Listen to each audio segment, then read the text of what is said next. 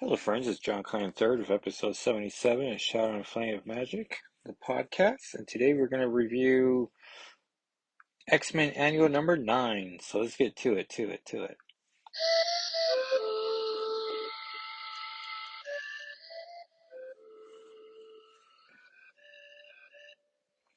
And once again, thank you to Francisco for providing the theme song to the podcast. Appreciate it and you.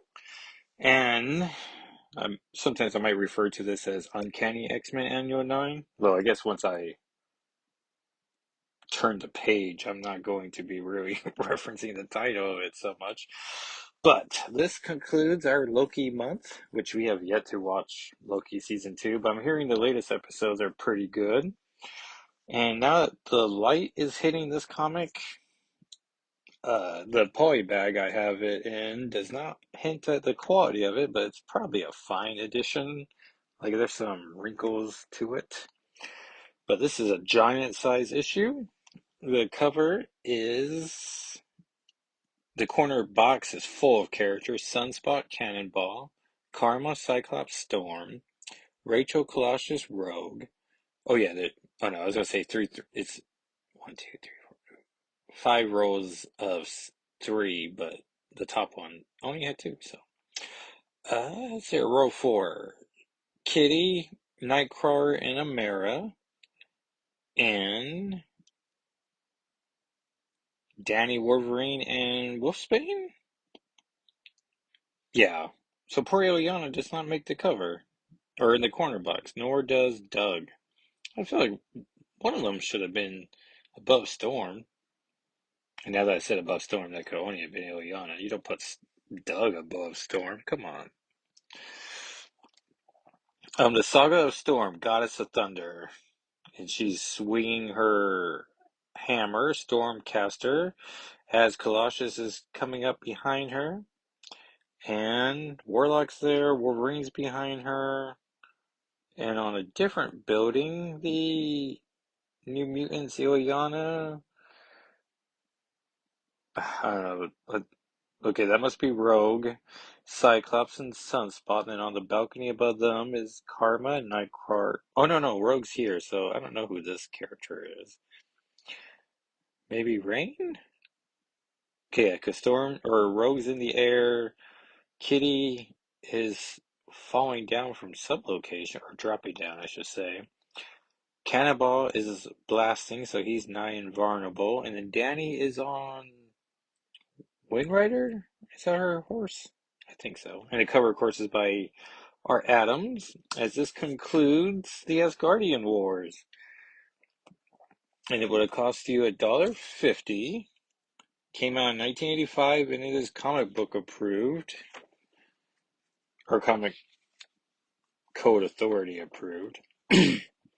Inside ad is for some comics: the Thundercats, Meet Misty, and Care Bears, who I do not recognize who this Meet Misty is.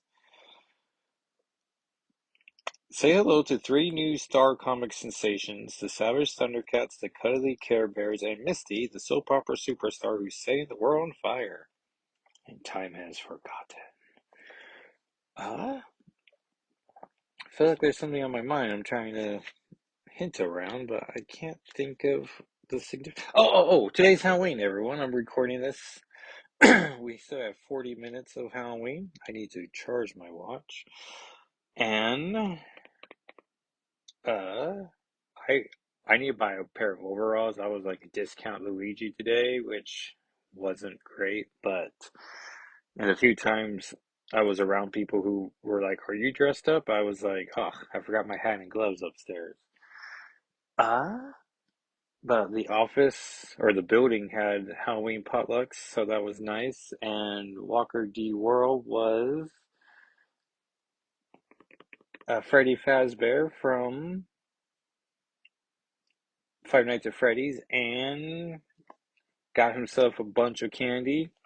And then he came because he's trying to go to his dentist because they per pound give you dollars, and I forget how much it is. My impression is $1 a pound, but I feel like they gave him a little bit more. But I feel like we were also there towards the end of the program. And then we just filled his candy with, or his bag of candy with more candy and candy that we just had around that we're clearly not eating. So hopefully he has like, I don't know, 5 pounds of candy or something, maybe six. So we'll see how much he gets from that. So this is the ninth annual of the X-Men, and it came out in 1985, so it's the 85 annual because they don't, can't have two annuals. It's not a biannual.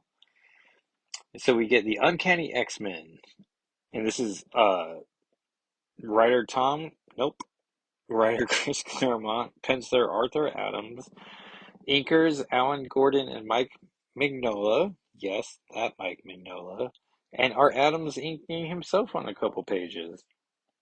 I like the idea that he goes by Art when he inks. Letterer is the legend Tom Orchardowski, colorist Petra Skortsy, who I don't recognize that name, editor and Nocenti, and chief Jim Shooter. But the colors in this, I mean, it just looks great. So good job, Petra Scalesi, Scotesi. I bet that's it. And so we get a great two team lineups, and so it's Phoenix, Cyclops, and that's Rachel, Storm, Wolverine, Nightcrawler, Shadowcat, and Rogue, all looking pretty fierce and awesomely drawn by our Adams. And then we get guest starring the New Mutants. We Warlock, Mirage, Karma, Magic, Wolfsbane, Magma, Cypher, Cannonball, and Sunspot. So 1, 2, 3, 4, 5, 6, 7, 8. 1, 2, 3, 4, 5, 7, 8, 9. What the what? And probably one of the last few times this team of, well, either this collection of teammates, but it's pretty much my ideal team of X-Men.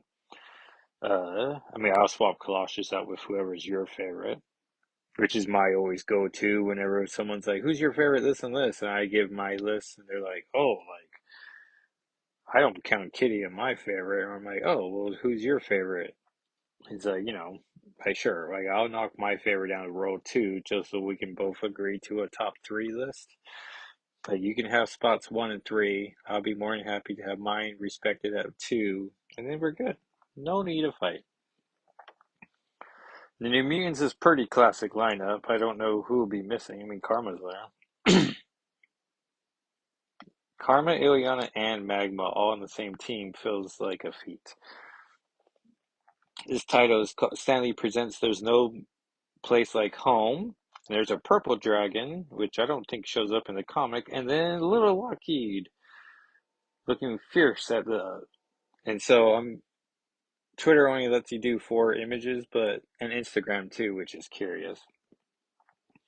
So if you go to SNFWM, while this uploads, I'm going to put 4 images up. And I think there was 6 to choose from, so which is pretty fun of the blog and my found fondness for taking comic book art and then turning them into the individual panels. I don't know what it is. I guess it's super satisfying to me. So I'm going to put this page up for sure. And I think I'm still swaying on what the fourth one's going to be, so we'll get there. I have the hardest time turning this page. Okay. One Midsummer's Night. Eee! At Professor Charles Xavier's School for Gifted Youngsters. Colossus comes out of his bedroom. He armors up. He was wearing blue shorts and a red shirt, which he rips through. Rachel comes out of the room, Rogue comes out of her room, and Wolverine comes out of his already snicked. It looks like Rachel was wearing like a green bathing suit, like a full body bathing suit. Can't really get a feel for Rogue, but Wolverine's wearing, his classic Canadian flannel shirt and jeans, maybe. So maybe he just came in. Rachel's saying it's Kitty, and she's having a nightmare. Kurt shows up, and then with that, Kurt Wagner teleports from the hall to the room shared by Colossus's younger sister Ileana and Kitty Pryde. And Kurt is wearing like all black jammies, which I guess has since his blue skin.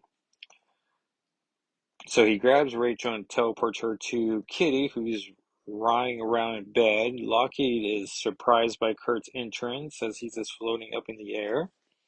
So two images of Lockheed, and then at one point we're going to lose him. So appreciate the Lockheed times as it is. And so Rachel puts her hand on Kitty's head, which I didn't think about while reading this earlier, but now I'm thinking about Days of Future Past and how that's how she brought Kate Pride to the then past, which I guess still remains the past. And so she's trying to figure out what's causing her anguish, and then we get a pretty much a recap of and she makes it so that everyone can see Kitty's nightmare, which I guess makes it so everyone can know the stakes of it. And we see angry Ilyana Rasputina. We see Storm with a hammer, and we see Loki standing behind Enchantress.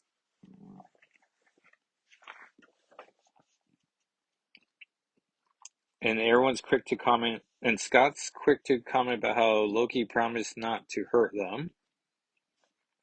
And so, and Rogue, oh yeah, I like how Rogue here has a history of Norse mythology. Like she's read up on the stories, and she will like sprinkle her knowledge in throughout the issue. But they're quick to realize that since Loki can't hurt the X-Men as he promised in X-Men Alpha Flight, he's going after those that they love, which would be the New Mutants and Storm. An hour later, still in Kitty and Ileana's bedroom, they've come up with a plan. I thought they referenced the issue number, but back in one of the earlier annuals, which I want to say maybe it was annual 4, feels right, Archon the Empyrean used teleporting lightning bolts to get to the X-Men, and I guess they have a bag of them left over, and so they're going to use them to get to Asgard and rescue their friends. We see Kitty is listening to the plan, and she's holding Lockheed, and he's in a very teeny panel, but I like the idea of her just holding him out of comfort, or just because why not hold Lockheed? If I had a pet dragon, I probably want to hold him all the time. Scott feels bad for leaving a pregnant Madeline. Because I want to say in story, this is like maybe a month later. Like Loki wasted no time going after seeking his revenge. Rogue's worried that hopefully Scott can get them to Asgard in what must be 9 attempts. Scott kisses Maddie, which is awesome. And so they're waiting for Rachel to show up, and everyone turns. And then Kitty's holding. So everyone turns to see Rachel about to walk in the room, and Kitty is holding Lockheed, who's also like looking at Rachel.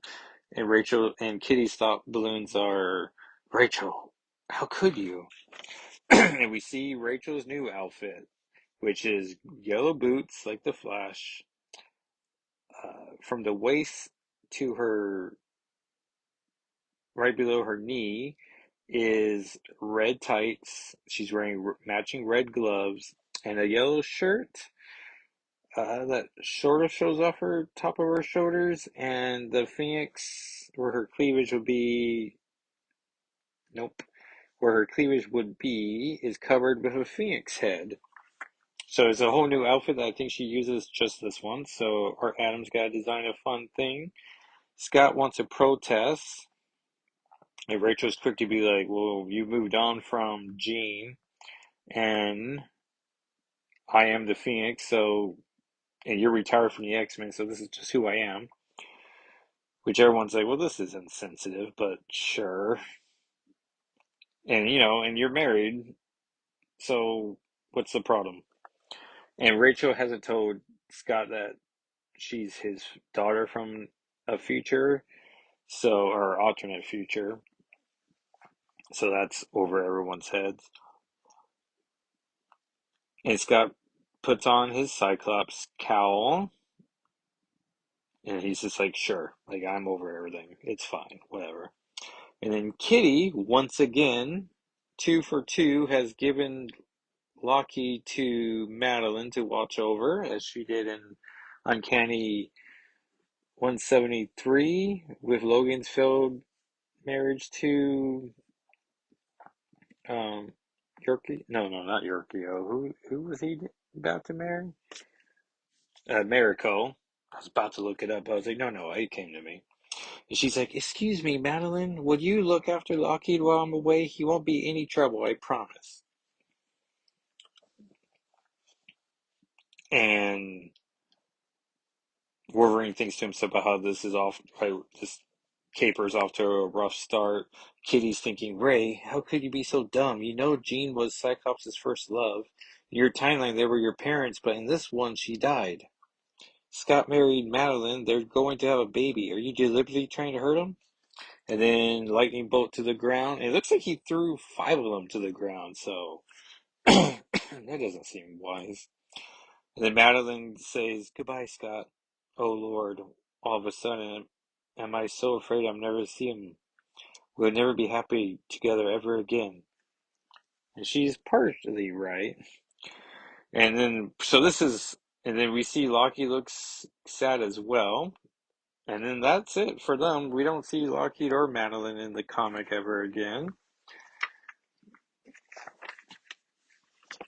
So, I think for sure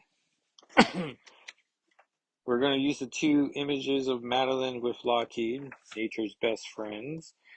And then maybe the one, and so it's either her holding Lockheed while the team Scott comes up with a plan, or in the image where they all turn to look at Rachel coming down. I guess I'm more inclined because you can at least make out his face here, whereas before she just looks like she's holding something purple with a tail, which is all you really need for Lockheed. But Professor Xavier's School for Gifted Youngsters. Each of its students in both the senior team, the X-Men, and the novice New Mutants is unique. They are mutants born with extraordinary physical or mental abilities which set them apart from the normal run of humanity that makes them special. But it also makes them outcasts. Magma, as her name implies, commands the molten essence of the earth itself. And now we're on page 7. Like, we're kicking off now. She can hurl lava blasts at a foe or shape that molten rock into any form she chooses. So she's been turned into a fairy due to the actions of New Mutant Special Edition. Storm's there to try to make her feel better. Nearby, Sunspot and Cannonball practice the use of their own talents. And they're both impressed with Storm, even though she doesn't have powers, except she has powers here, which goes to Birdo's opinions about staying here, as they're not outcasts in Asgard, they're just teens of attitude and benefits. Oh man, I cannot turn these pages. Uh, Danny and Wolfsbane are in a room looking out into the courtyard. And Danny's not sure about her leadership skills, as she's not sure what to do next. And then we see Doug and Ilyana are talking. Ilyana's in a bikini talking to Doug, as I guess they're sunbathing. And let's see here. You're looking pretty grum, Doug. Just wondering what I'm doing here. You guys all have physical skills. The only thing Cypher can do is talk. Self will protect friends, Cypher, Doug. Oh yeah, Warlock's head's there. I was like, I don't. Great, Warlock. I appreciate the thought, but I'm a little old to need a babysitter. Already on a team, one for all and all for one. Look out for each other. Life's tough, Pally. As a mutant, I can teleport through space and time. Trouble is, I can barely control it. I'm a demon sorceress, but those powers are virtually non-existent on Earth, and anywhere they do work, their nature turns me to evil. Yet without that part of myself, I feel incomplete, hollow, like being a painter and deliberately making yourself blind. It's what I do best, and why must I deny it? That's not fair. And then we get the whole team shot, everyone together in their current form in Asgard. And then Sunspot comes to comfort Magma, and then Magma all of a sudden realizes that all this is a dream, which is an odd choice then, because then she put everyone into all these outfits and put these thoughts in their mouths, or maybe it's just Magma's opinion of what the New Mutants must think about themselves. And then she realizes, like, wait, I never talked to Birdo like this. And then we see Sam, and she's like, oh, Sam, like, I'm having the weirdest thoughts. And then, very next panel, we see current day Sam, who looks very war, like, beaten and exhausted, but not more exhausted than poor Fairy Magma, who like has fairy eyebrows, is short, has fairy features, and like I guess the sad ones. But I guess it's also just a clever way to be like, here's the team of New Mutants. The Forge, deep within the heart of Endeavor, realm of the dwarfs, where the master smith Itri works his wonders, because he's making a gift for Loki, as Loki demanded it. And with that command, Sam Guthrie soars aloft on the soaring flames of his mutant power, while his teammate Amara Akira, who was once as mortal as he, unleashes a lava blast that enshrouds the molten form below in a cocoon of rock. Because they're finalizing it. And Sam had to lift Amara up to give her a blast ratio. And so the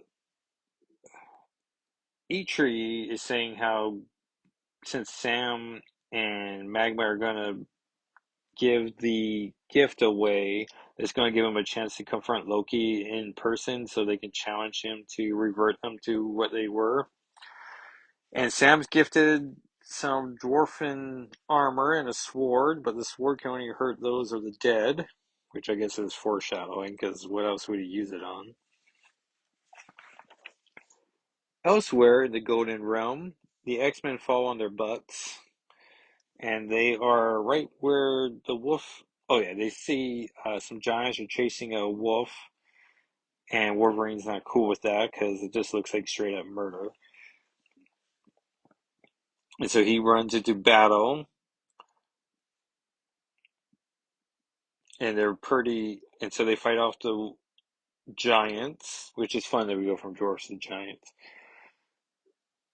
And so they're wondering if the wolf is okay, which he says, "Do not fear, my lady." And Kurt's like, "Ungabok." Mine is a hardly breed, the prince says. And Kitty's like, golly, a shape changer. Then Hela shows up and Rogue immediately recognizes her. Hela notices Rachel and says, I bid thee welcome to the Golden Realms, paladins, especially thee, Star Soul, Fire Hair. Thy pedigree is written on thy face. Thou art in truth much like the Dam. You knew my mom? Yeah, verily, we were the bitterest of wolves. Yet in her time she sent more souls unto me than any who possess to serve my cause. Which is weird, because you think Hela is only the goddess of hell with one L. But yeah, I guess the Damari all went to her. So, curious. And that she's the goddess of death for all species and aliens and life. And then Rachel being an angry teen is like, that wasn't her fault, and like shoots a side beam through Hela's chest, but Hela just allows an opening to go, let it go right through her, and Hela just lets them be. Meanwhile, the city of Asgard still being rebuilt after the wholesale devastation of the so Soti War, seen in Thor 351 to 353. Two creatures soar, neither of them truly native to this immortal realm. And Warlock is a bird following a falcon who we are told is Storm. And And we see the New Mutants, Ileana with a big old horn helmet, Doug reading books about Enchantress's spells, Danny looking through Warlock's eyes, as is Wolfsbane and Karma. And Doug's wishing he could be with Warlock because he doesn't feel useful here, which Ileana's like, hey cutie, let's be honest. You want to be with Locke because on your own you're as helpless as a baby. And Danny's like, Ileana, like come on. Loki's the top sorcerer in Asgard. These grimoires may contain the only means to defeating him and rescuing Storm. I can't read them. Doug can. He can play hero when he's done. Then we cut over to Loki. Enjoy thy flight, my pretty. I can see thou didst. But thou have evidently attracted a companion. I thought I knew every bird in Asgard, but I have never beheld its like. Its presence near my palace could be a coincidence. But why take chances? And shoots an arrow and hits Warlock dead center, and it's just, I was about to say it, but I believe Warlock identifies male, so he drops. I mean, he definitely identifies as a soul friend. So everyone's like shocked about it. Danny and Doug jump on. Does he name? Oh, Brightwind. Which is that Aurora's name for her horse? It feels right. No, no, no. That's Swiftwind. I'm sorry. I got my flying horses confused there. And Ileana's like, Cypher, you can't. But they're already off. Idiots. Don't they realize I'm the only one who matters? I have work to do, Karma. Stay out of my way. And so Karma and Wolfsbane in wolf form just sit in a corner and just wait for their friends to come back. Meanwhile, in Loki's palace, safe from prying eyes, disenjoy my gift, Aurora. Freya's cloak of golden feathers, possessing the power to transform its wearer into a falcon. With it, Storm, thou canst fly until such time as a better and more suitable gift will enable thee to once more soar unaided, as a goddess should. Loki, it was wonderful. I felt as one reborn. My world was new and filled with infinite beauty. You are happy then, Wind Rider? Yes. And Asgard is a land thou couldst come to care for and care that call thy home? I absolutely love it, as I do no other. What of the companions, the X-Men? Dost thou not miss them? I always shall, but my time on Earth is done. They have no real need for me. But from all you have said, there is great need here, and Loki, I wish to help with all my heart and soul. Thy will be done, my lady. Then he thinks, ha! And my plan proceeds apace. I mix a touch of magic, the slightest of spells, with Storm's own yearnings to bend her completely, and of her own free choice to my purpose. Which sounds like not fully to her own free choice. If my help, Aurora shall succeed my half-brother Thor as goddess of thunder, and then with thine and shall Loki at last become the ruler of Asgard. The forest, wherein Nightcrawler tends to the wounded wolf prince and Phoenix reads his mind. So they get caught up. The prince is aware of Wolfsbane. She's also. Oh, yeah, so they're getting caught up on what must have occurred. And Kitty says, the home of the Norse gods. Wow. And Wolverine's like, it's just a caper cat. Or Logan. Same risk, same stakes as always. I don't know, Logan. The way Hela spoke to Ray, and Ray hasn't smiled once since then.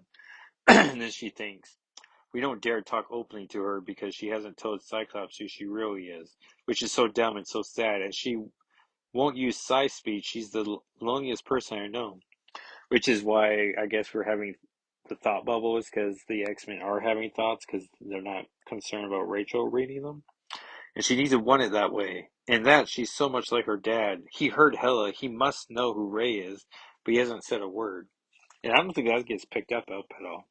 Later, Rogue and Rachel come back. They found some outfits for herself, Kitty, and Logan. Oh no! I went to like rub my nose and I flipped all the pages over. Come on. So Logan's collar, or his shoulders, and his neck are protected by a piece of armor. He has a courtesy cloth around his pelvis. He has knee-high boots. Kitty is fully covered except for her arms. And Rachel is wearing like a bikini, but with the top being more covering. And then also like calf-high boots. And so they're going to split up to look for who they can find. Logan does not want any cute comments said about his outfit. Kitty's about to say, but I like it. But he's like, stop it. And Kitty's like, I gotta make jokes or I'm gonna start crying or screaming. And so they don't, and she questions why Wolverine's being so covert about the whole thing, which he's just like, you gotta die eventually, might as well die doing this. Which I thought there was so often in action movies where they're like up against it, the heroes that is, and they're just like, well, we gotta do the fight. And it's like, yeah, I guess, if you're gonna die anyways, you might as well go down fighting. And how, like we're all gonna die anyways, you might as well live your life the best you can. Try not to harm others as you're living your best life, but I guess there's no but to, oh, I guess, but, it's just, you only have one life, so make the most of it. And so they're off. In another part of the city, we see Sunspot is romancing like six gals. Then Danny and Doug come in to ruin him. Uh, a drunk hits on Danny, but everyone else is standoffish of her, and she's not sure why. And Sunspot really doesn't want to go with him, but also it's his friend, so he does. And then they find Warlock still with an arrow in his chest, but Warlock has lost a lot of energy to the point where he sees Danny and just freaks out. And the sound effect is scream, which is fun. And he takes Doug and just like motors off, leaving Sunspot and Danny, who are both confused about what's going on. And all these Norse or Asgardians show up, and then they all show of attitude, but then Danny turns and speaks to them, and they all pretty much cower. Okay, I was using my AirPods, but apparently I didn't charge them, which I guess I'm bad about lately. So I switched to the microphone, so production issue there. So at the 33-minute mark, tell me if you have a preference over AirPods or microphone. I sort of like the AirPods because it makes my voice deeper, and I always appreciate that. Like, I remember this one time at Target, Walker, because sometimes you just do impressions of people, and Walker was just like, "You said if Walker, if it's under $10, we can buy it." Which I was like, that doesn't sound like me, but maybe I was being generous that day. But since he gave me such a deep voice, I was like, all right, you did it. You buttered me up. Because I usually give him a hard time about he doesn't play the kid game that well. Like, he doubles down on his stubbornness, which, he gets from his mother, who uses it to succeed and, not back down. But it's just, irritating when it comes from a 9-year-old package of like, okay, little kid. But it's like, no, he has great self-confidence. I love that for him. As he doesn't show signs of anxiety, so I'm like, this is good. Because I'm always like, when I was his age, I didn't have anxiety. But I'm like, oh yeah, but now anxiety father, I'm like, hopefully I'm not putting it on him. Because sometimes I do worry I parent him too hard. Yeah, dial it back. Elsewhere, so Kurt, Rogue, and the Prince, who I don't think has been named still, are on a mission. Because they were going to find Enchantress, because he remembers that's who put this whole thing against them. And then they find Wolfsbane and Rain's pretty embarrassed because she went to him so fast and started dancing around or prancing around with the prince, and now she's like, I gotta control myself better. And they make their way into the citadel. Tails are quickly towed, and they find Ileana, Peter, and the wolves. How appropriate. Karma, I thought I told you I want to be left alone. Kalash is like, Ileana. He's not used to seeing this version of her. Most of the ex-babies ran off a while ago and left me pretty much on my own. Silly, mewing brats. Who needs them? You arrived at the right moment. I'm about to cast a locator spell. I found it to zero in on Whirl. We can nab her and be gone before Loki suspects. And immediately, Scott's like, wait, you don't know what you're doing. And even as Cyclops cries his warning, a burst of energy fills the chamber. And the reason why I moved to AirPods is because I record these on my iPhone, and so the microphone plugs into it. But if I just move the microphone in such a way, the cord, like the audio will just stop, and then I'm not sure. Like I'm pretty sure one of these episodes I didn't catch it, or I didn't realize what the stopping meant, and I'm pretty sure I uploaded it about the introduction. So now I'm constantly just like looking over, like, huh? Energy fills the chamber, and silly geese, to think the enchantress wards would hide thee from mine Edrich sight, much less protect thee. Fascinating. I charged Faramara to make the X-Men, and that's Enchantress's real name, to make the X-Men her prisoners and slay them horribly in my name. However, it appears these mortals have turned the tables on her.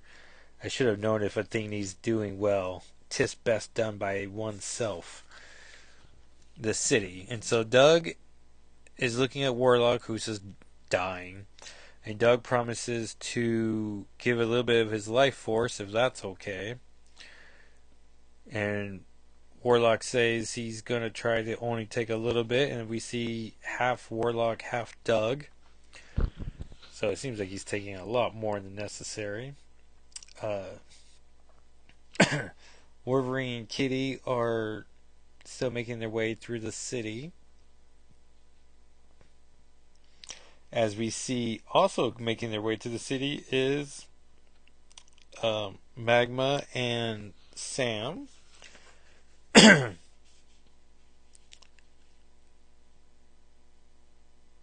Oh, and then Kitty and Logan catch. I notice them from above, and Sam's like, "Kitty, Wolverine, Rachel, Amaris, the X-Men." Meanwhile, we see Loki has imprisoned the X-Men and New Mutants. Know that you are all quite comfortable. I will leave you to bask in the glow of the witch child's soul. It should not be long before such pure and fundamental evil begins to make an effect, corrupting you, recasting you irrevocably in her, and of course my image. And that's when Scott finally confronts Loki about not keeping his word. My dear Cyclops, I do nothing. I am being true to the absolute letter of my oath. The powers responsible for this outrage is one of your own.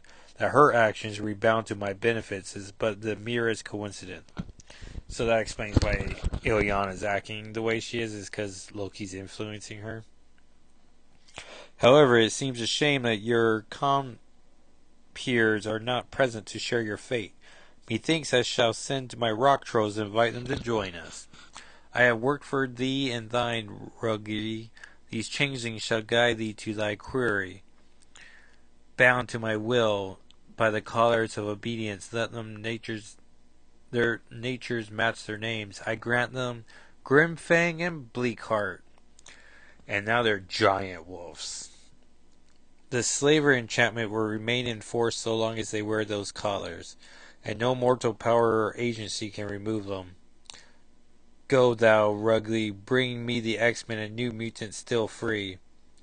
And then Kurt's trying to struggle against his chains. And he teleports away. He grabs Scott's face by his tail. Kurt's tail, and then gives his stepsister Rogue a big old kiss on the cheek. And then now she has absorbed Kurt's blueness and teleportation, so she bamfs as well, but also Cyclops' optic blast, and she blasts Loki, and he lets out a ow,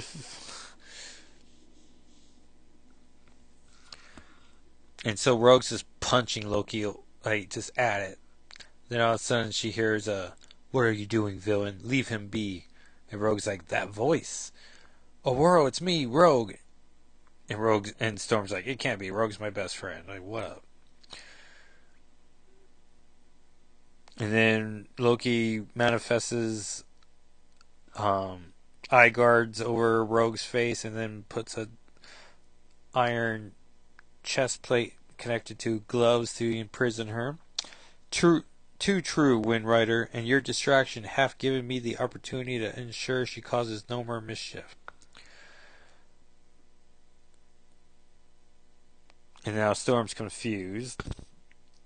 Regrettably, there are those who will do anything to prevent the granting of my gift to thee, but pay them no mind. Their best efforts shall come to naught. And so Danny is with Wolverine and Rachel, and she sees an image of death over Wolverine, and is like, "Why am I seeing that? That doesn't make any sense." And then all these ghouls show up. Oh no! It's the two wolves, and then an army of whoever Loki had at the time are at are about to confront Logan and the rest of the team. And Wolverine's doing a pretty good job of defending himself. Sam's realizing that his sword can't hurt anybody, but it's still a blunt object, so he's hitting them with the flats of the sword. Just then, out of the star-speckled ebony of the evening sky, the Enterprise comes down. At first I was like, oh man, it's like 6 ships. But it's like, oh no, it's just Warlock making his way across the page to the epic page flip. And Doug's been commanding Warlock in this ship, which I'm sure it's just Warlock being friendly. And so Doug drops out Warlock, wondering what is the next plan.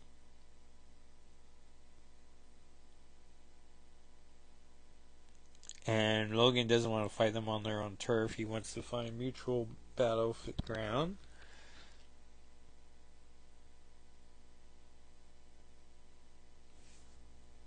Kitty convinces Wolfsbane of using her tracking abilities to go find where the rest of the team has been taken. The Hall of Heroes. And Loki's giving a big old speech. We few, we happy band of brothers gathered neath the raven banner of Odin. Which is cool, because Odin, Marvel Comics, Odin's always known for all his ravens that are around him. Gathered neath the raven banner of Odin, know full well the ways of courage and honor, nobility and sacrifice, all of us suffer in the war against Sturtur.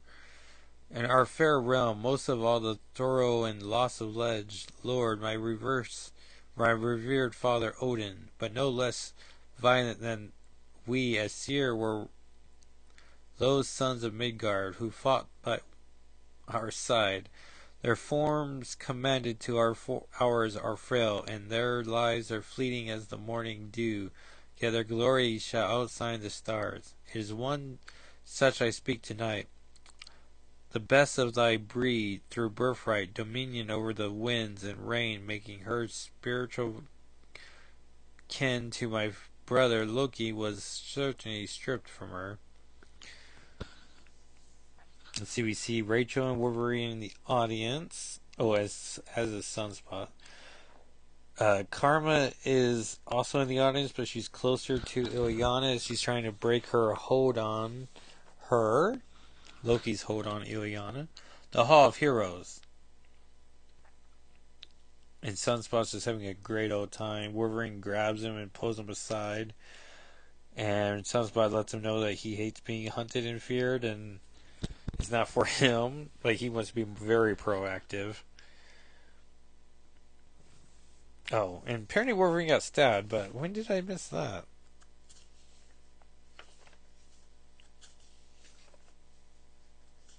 I think it was when he became the leader of the team of this away mission.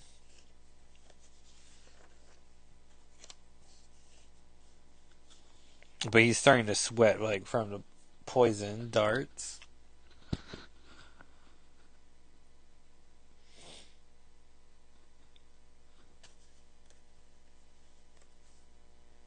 So then back at Loki, Sam's crashing through a wall like the Kool-Aid Man. Oh yeah. And then we see Colossus, the eternal jerk that he is about to double pound Kitty with his fists. And then Scott from above, because that's his move, blasts Colossus so hard that he falls to the ground. And so the team is slowly getting back together, classic X-Men style. Back with Loki, fellow Asgardians, I present a warrior maid, pure of soul, noble of heart, fitting hers to Thor's place, should he move to reside on Midgard, amongst the mortals he dearly loves, or Nord's referred never return from his quest to hell. See chronicled in Thor 361 and 362, which I haven't read as much Walt Simonson Thor as I would like, so, but I do know Surtur showed up at one point. And Thor to fight the giant dragon creature. Her name is Aurora. Oh yeah, because Loki's been giving a speech this whole time. Which in her native tongue means beauty, and that she is in spirit as is form. I would have you welcome me as whoa. As Warlock has punched him in the back of the head. Oh no, Logan says Rachel, telekinetically tied up Loki, lock. Let's grab Amara. So I guess. Oh yeah, looking at the Loki panel, it does look like he's hit from something from within. Oh man, it's midnight 05, everyone. It's All Saints Day and getting a little drowsy, but we're on page 37 of. I know it's giant size, but 48. We can do this. And Sunspot coming in, punching fools. Thine intervention, the youth, was not entirely unexpected. Yuri, dispose of these petty annoyances.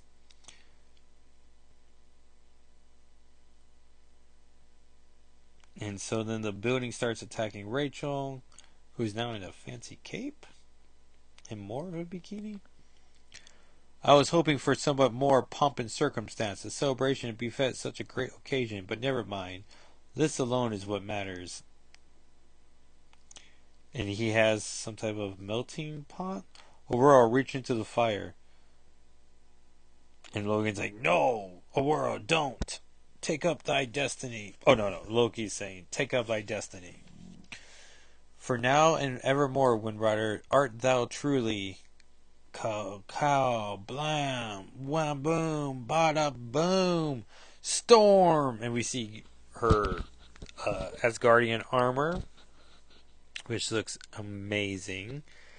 And I'm currently reading all of X-Men Gold, and she gets this armor back in that storyline towards the end of the title, and it's pretty grand. And Loki thinks himself magnificent. Her hammer's bound to my power like the spells that forged it, and a world to it by her life's blood. Now is the golden realm, not even Thor can deny her this place of honor, eh? And Wolverine's trying to talk sense into the storm. Beware, Windrider. Another foe for thee in Asgard, his foul soul cloaked in the friend's form. And then Storm takes him at his word and blasts Wolverine.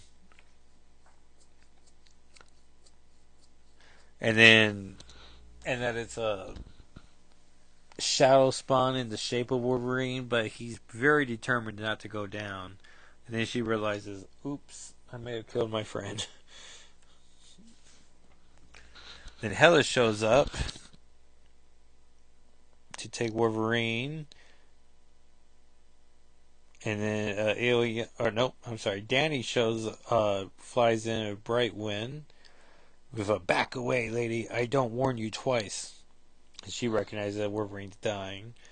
And then Hela finally uses the word Danny can understand and calls Danny a Valkyrie. And now everything clicks to Danny of like, oh, that's why everyone's been scared of me wherever I go. And because Hela's a lot more powerful, she shuts down Brightwind's mind. And so from out of the sky they drop. And it looks like Brightwind takes a hard fall. And Danny just falls right after him. And Storm's feeling so bad for how close to death Logan is.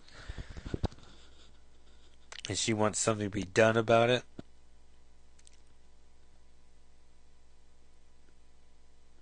And it's here. Hela recaps the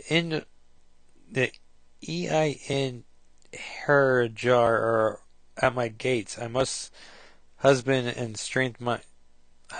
strength to match it against that of Thor, and therefore cannot be with these upstarts as they deserve. But I swear we shall meet again. The last laugh shall be mine. And Loki's coming out from under a table. Glad I'm not. I am. That's over. If the Nords will be kind, maybe Mad Hela and Thor will destroy each other in the realm below, leaving Asgard in Loki's. And then Storm is very upset that she was lied to and starts marching towards Loki, and he throws her hammer at him. Wherefore, woman, I promise to restore thy powers. That have I done, and given thee a price of glory amongst the gods. Don't think, Aurora, I must be harmed. By a hammer I help forge my patience at the end, and with it your pathetic lives. Weasel, you says you. We get a fun kitty monologue. A prideism. There are maybe a score of X-Men and New Mutants loose in Asgard. We know the truth, and so do the Valkyries. Neither you call it quits. Either now, or you need a home after all. Class curses lifted and no man's vendetta or we so scattered. You cannot teach us all. Sooner or later someone will reach Thor or Banner or for the New Mutants. So you catch us all. Sooner or later somebody will each throw or Balder or Heimdall or Freya or the Warriors 3 and proof. So your 100% Oscar is not worth it.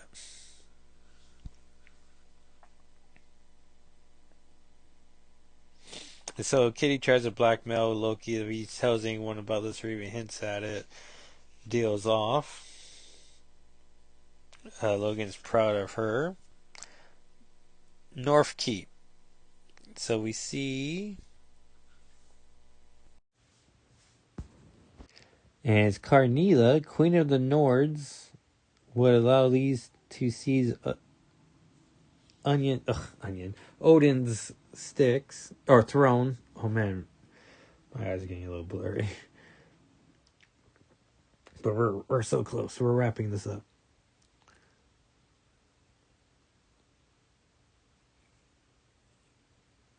And so this lady is this is Carnila. And she's looking on Loki about how he's not succeeding like he should be. And Asgard. Thee and thy companions, Shadowcat, may depart in peace, but all we must leave. Should one stay, all must remain. And the Wolf Prince is not happy about that because he loves Rain and would love to spend the rest of his days with her.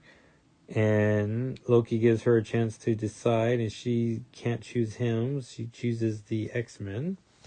He says, in addition, any powers, gifts, enchantments you have gained here shall be stripped from you. Like magic blade and armor, for example, cannonball will become simple steel. The spells learned from the enchantresses Gilmore's Ilyana shall be forgotten. In addition, thou wilt return her, I trust, last for thy own sake unharmed, from her impression in the realm of Limbo, where the kid stuck her at the end of New Mutant Special number 1.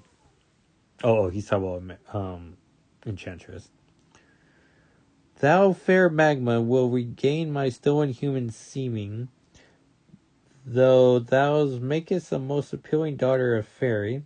However, I am not so gracious as to condemn thee, Karma, to the gross form that shall thine on Midgard. You may retain thy beauty. And is this Ileana? Oh no, this is Misty, the Valkyrie assistant, who tells Loki that Danny and Brightstar have bonded. There was no way Danny couldn't help but do that to save the horse, and so they're bonded, and so she can't get rid of it. But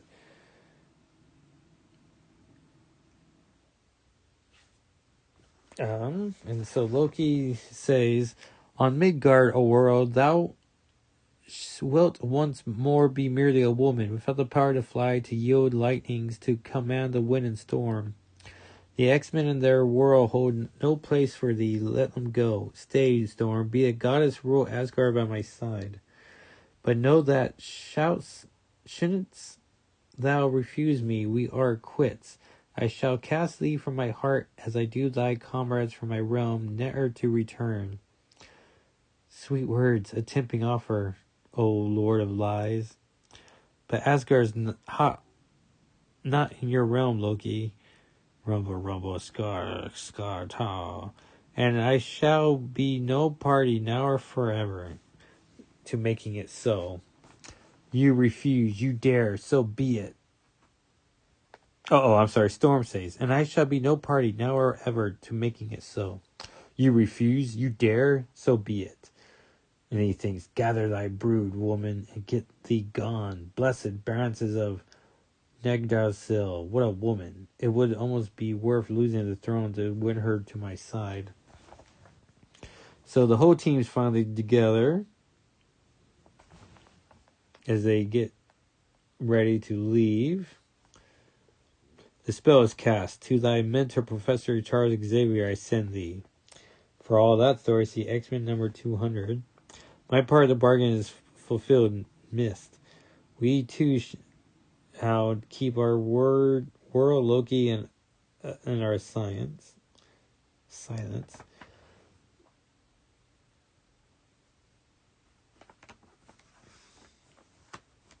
So everyone's floating up to the sky. Perfect. Much was gambled and much lost, but the great game continues. I endure, and tomorrow is another day. An immortal has nothing to not stand, to pilot and scheme and try to find. However, I will yet have any way in thy things. Asgard shall be mine, and who knows, perhaps a queen. Listen until then, fair O'Worrell. This shall be a sweet something to remember thy by. And he's holding like a voodoo storm. And there's a bullpen bulletin. Oh yeah, this is the end of the issue. Checklist is here. Daredevil 227. The Kingpin finds a way to destroy Dee thanks to Frank Miller and David Mazzucchelli. New Mutants 36. The Beyonder offers Ileana Rasputin salvation at Beyonder. A terrible price in the Secret Wars 2 crossover issue. Oh, it doesn't say. It's just Web of Spider-Man 11 came out. West Coast Avengers 5. The official handbook of the Marvel Universe 3, featuring everyone from Cloak and Dagger to Doctor Strange. So it must be the mid-C to DT. Captain America 314, guest starring Nighthawk from the Squadron Supreme. Oh, here we go, Storm. I'm trying to see what's the harm in it. Oh man, I think I just had a straight thought. Okay, let's wrap this up. Oh, X Factor 1. Cyclops, the Beast, Angel, and Iceman reunite with a surprise fifth member. This double-sized shocker of the year is brought to you by Bob Layton and Jackson Geis. Oh, my last thing was about the handbook and going from CL to DO. Amazing Spider-Man 273, the Puma meets the Beyonder in the Secret Wars 2 crossover. Captain America 314, guest starring Nighthawk from the Squadron Supreme, so they're just in lots of titles. Micronaut 17, Alpha Flight 31, Fantastic Four Index 3, Long Shot 6, a double-sized conclusion, Power Pack 19, a double-sized extravaganza with great stars galore, Incredible Hulk 316 with She-Hulk, Iron Man, Submariner, and more. Avengers 264 introducing the new Yellow Jacket. She's bad. Conan the Barbarian 173. X-Men 202. Rachel attempts to kill the Beyonder in the Secret Wars 2 crossover. Rom 75. So he did it, buddy. Eternals 5. Punisher 2. Marvel Saga 3 featuring the complete origins of Doctor Doom. And a whole lot more. Fantastic Four 287. It had it happen. The return of FF's most deadliest foe. So it seems like a lot of doom going around, which must be on purpose. Iron Man 203. Peter Parker Spectacular Spider-Man 111. Meet the Amazing Spider-Friend, the Beyonder, in the Secret Wars 2 crossover. That must be the issue where he teaches him how to poop. Thor 364. The Thor Croaks. Transformers 13. Secret Wars 2 issue 8. The Beyonder decides to bring about a golden age on Earth. Marvel Team Up Index 2. X Factor 1 we read. Defenders 152. Doctor Who 17. X-Men Annual 9 we're reading right now. Marvel Magazine's Marvel Age 35. Presenting a day in the life of Marvel editors. Savage Sword of Conan 170. Marvel Super Special 39, Santa Claus the Movie. Epic titles, Gru the Wanderer 12. There's some new number ones here. Boz Chronicles number 1. The alien stranded on Victorian England earns his livelihood by detecting criminals. Written by David Michelini and art by Brett Blevins. So, Iron Man writer with New Mutants artist. Elf Quest 7, Dreadstar 22. Star Comics involves Planet Terry, Fraggle Rock 6, Lost in the Strangest Part of the Fraggle Rock, Strawberry Shortcake 6, Thunderbolts 2, What Are the Burbills, Misty 2, guest starring Mike or Millie the Model, so they didn't waste any time. Wally the Wizard 11, which I'm not familiar with, Top Dog 6, and Heathcliff 6. And the back cover is for The War Continues as the Beyonder rejects humanity and Earth shudders beneath his insane fury. It begins in Secret Wars 2 number 8 and continues in Defenders 152, Avengers 265, Fantastic Four 288, New Mutants 37, Amazing Spider-Man 274, and X-Men 203. So I guess they go from... Oh, no, they could have gone for Inferno. Oh, this is way early because New Mutants 37. I was thinking 73. I flipped those numbers, so we are nowhere near Inferno, but still high stakes. And that, everyone, was Uncanny X-Men Annual number 9. So thank you, everyone, for listening. Please go to SNFWM to look at which Lockheed images I went with, and thank you so much for listening, and sorry I started falling apart here towards the end. But I will talk at you next time. All right, everyone, bye.